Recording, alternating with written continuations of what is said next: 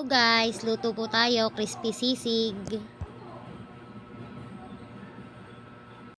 Hello guys, papalambot tayo ng mascara.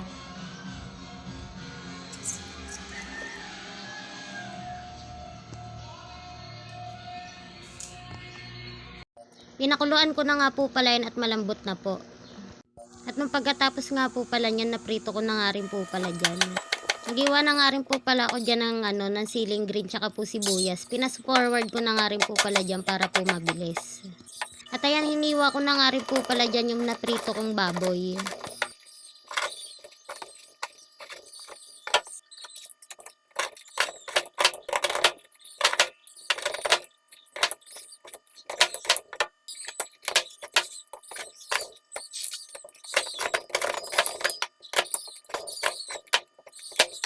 Hindi ko na nga rin po pala nahugasan yung kawali dyan kasi dyan ko na lang din po gigisahin. Nagisa na nga po pala ako dyan ng sibuyas tsaka po ng siling green.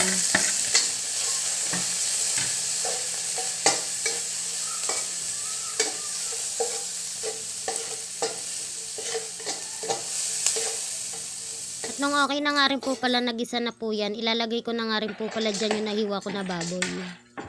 Ayan, haluin ko lang po at maglalagay na nga rin po pala ako dyan ng pampalasa.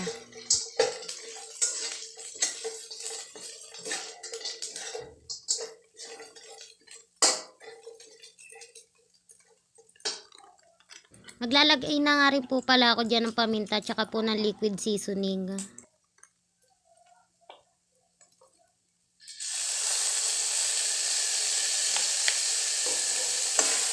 Ayan, gisahin ko lang po.